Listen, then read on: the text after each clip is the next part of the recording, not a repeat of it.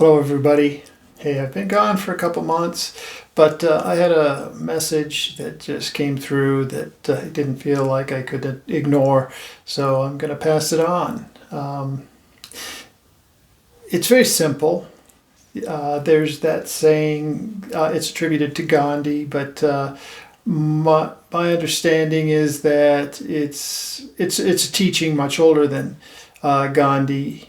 He was just able to popularize it, put it into mainstream media, and so got the credit for it. And you're probably thinking, oh yeah, be the change you wish to see in the world. At least maybe some of you are. That was one of the big ones that Gandhi was famous for having said. Now, I wanted to expand on that because what I've come to see is that is more about being. I think, a lot of times what we see is, or what we think is, try to be nice out there and do it in a way that is visible. But let's do it in here. Now, I do my work in several different settings, and one of the settings is in a rehab clinic. Part of what I do there is teach meditation. People that are, and it's a setting where people are living there, and so it's a little difficult for a lot of those folks. What I teach though isn't just meditation. Okay, sit down, close your eyes, empty your mind, and follow the breath. That doesn't work. What I teach is body-based meditation. I'm using the polyvagal cues and breathing techniques, and bringing the body into a place where the body is in coherence. And by coherence, that's a sense where the body is projecting calmness, peace, love, gratitude. And the body sends far more signals to the brain than the brain sends to the body. The brain's number one and really only job is to make sure that the body's safe. And so a lot of our motivations are just trying to keep the body safe. But let's reverse that. Let's give the body a sense of safety by turning down the sympathetic response, which is inherent in all people in a mechanized world, and bring in coherence, which starts in the body, and especially in the heart. And so one of the things that I was looking up to talk to these folks about was why it's important to bring coherence to the heart. Well, here's what I found. The heart, the electromagnetic field of the heart is 5,000 to 100,000 times greater than that of the brain. And so the heart influences the brain far more than the brain influences the heart. And in fact, the magnetic field of the heart is so strong that it extends well beyond the body itself, several feet. The question that was asked, is this the aura? Well, the aura is more your fingerprint, your energetic fingerprint, whereas the magnetic or the heart resonance is where you're feeling, where you are currently. If you're in peace, then that's projecting peace. If you're in anger, then it's projecting other things. So it's projecting your state of emotion into that around you. Now, if you can project peace, love, gratitude, appreciation, calmness, then you can affect change throughout the entire space. So you are the change that you will see in the world.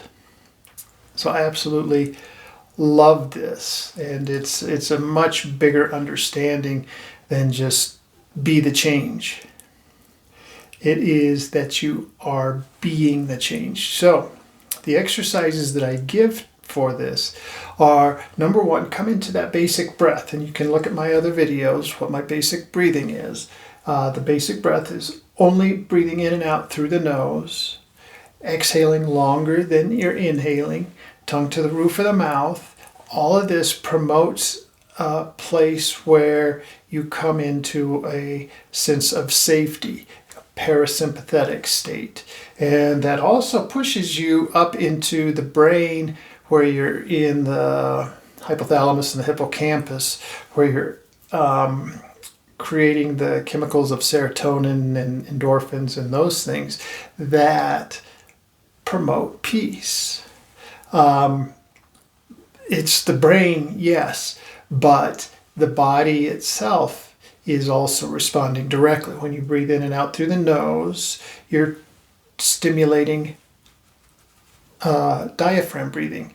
Diaphragm breathing triggers that ventral vagal nerve, which then enhances the whole parasympathetic nervous system, that ventral vagal system versus the dorsal vagal system, which puts you into fight or flight.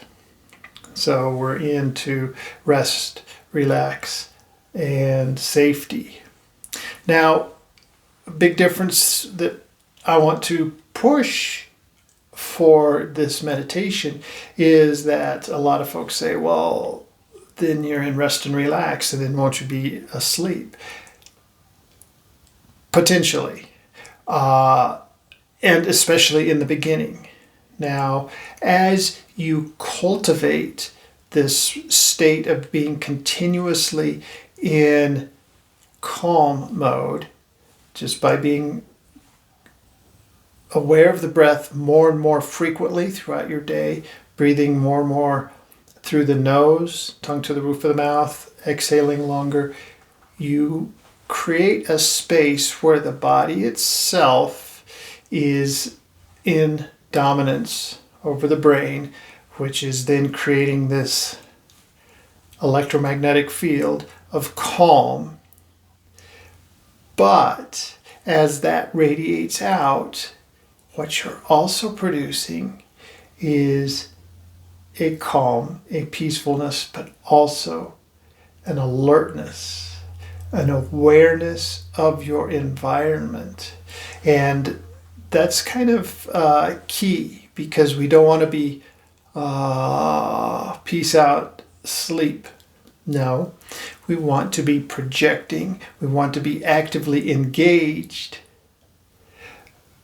And so to influence and step into our continually more peaceful environment. In other words, being the change and then stepping into it and being the change that, not that I want to see in the world, be the change that creates the world. Be that which I wish to experience. So that's that piece. Now, the time of this video, it is January 13th, just a few days after the tragic occurrences in Minneapolis. And, let me coin this phrase: be the good you wish to see in the world. And that's just a shout out to Renee Good. Now, I don't know her did not know her. But what I've read about her is, what her wife put out there was that she sparkled, that she was continually trying to draw out the good in people, that she thought all people had good in them, and that they just needed to be encouraged and needed to express that, and that it was our job to draw it out of them.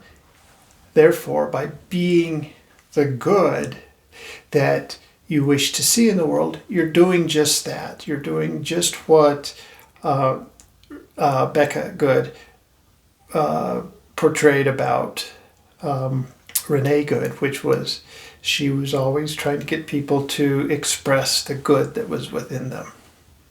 So, kind of a shout out there.